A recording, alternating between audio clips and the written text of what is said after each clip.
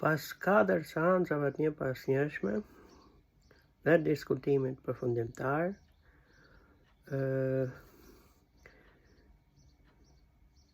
pash një gjyqtar si zoti Petrit Çomo që ishte shumë i sigurt në dhënien e vendimit. Pretendonte për një fajësi e cila e pretendonte shumë seriozisht dhe me shumë kompetencë, por realisht më bëri shumë përshtypje dhe vrisja mendjen si një gjyqtar, një përfaqësues i ligjit, mund të merrte një vendim të tillë. Dhe ajo çka dyshova menjëherë ishte ndonjë dokument ekstra, provë ekstra që nuk ishe njohur deri tani.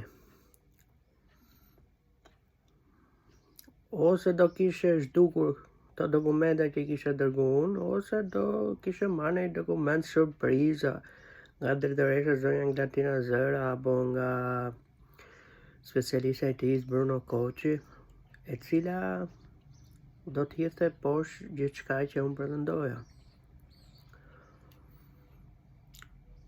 Më bëra shumë kureshtar dhe menjëherë mora materialet nga gjykata e shkallës parë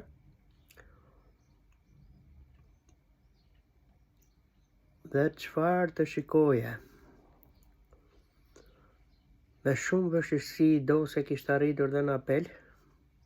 Me shumë vështirësi nuk i vinin në dispozicion dokumente nga gjykata e apelit. Kërko këteje, kërko andeje, kërko këteje. Erdhi moment që më dhanë drejtën për të punuar vetëm me dosjen në dhomën e avokatëve pranë gjykatës apelit. Ku mora dosjen u skandalizova totalisht. Dokumentat të zhdukura dhe të zëvendësuara nga dokumentat të tjerë, duke falsifikuar firmën, dhe historia ishte shumë banale. Këto dokumentat falsifikuara pretendonin në një farë mënyre sikur unë kisha pranuar vetë fajësinë për këtë ngjarje. Kjo binte ndesh me çdo pretendim apo çdo veprim që unë kisha kryer në kohë, si gjatë shërtimit gjyqësor, para dhe pas. Ishte vërtet një situatë që po trashej në mënyrën më spektakolare. Nga këtu nisi dhe odiseja e madhe me gjyqtarin zotin Petrit Çomo, me 2 kallëzime, me veprime nga gjykata e lartë, gjykatë kushtetuese, avokati i popullit, inspektoriati i lartë i drejtësisë, institucioni që më dha një farë të drejtë ishte pikërisht institucioni i avokatit të popullit, i cili më dha të drejtën për t'i kërkuar në gjykatë këtë dokumente. Gjithashtu, problemet që ka duhet i paraqitesh në gjykatën e apelit dhe në inspektoriatin e lartë drejtësisë.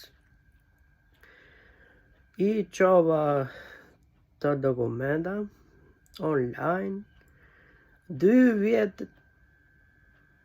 vërdall dhe nuk ka kthyer akoma një përgjigje i inspektoriati i lartë i drejtësisë. Jam interesuar, thonë ka radhë, ka volum, kaloje seanca apelit dhe sërish gjykatësi i apelit relatori zoti Qemal Zaimi nuk duhet kishte marrë një vendim pa marrë një përgjigje ligjore nga institucioni i gjykatës. Pra është shkelja e dytë e relatorit gjatë gjykimit në apel. Dhe çfarë tash mund të ndodhi nëse unë fitoj të drejtën, kam të drejtë, çfarë rëndësie ka për mua nëse ajo kjo e drejtë nuk zbatohet në gjykatën e apelit. Sipas shenjave nga Inspektorati i Lartë i Drejtësisë, mund të përfundojmë edhe gjykatën e lartë dhe akoma nuk mund të kemi një përgjigje përfundimtare ligjore.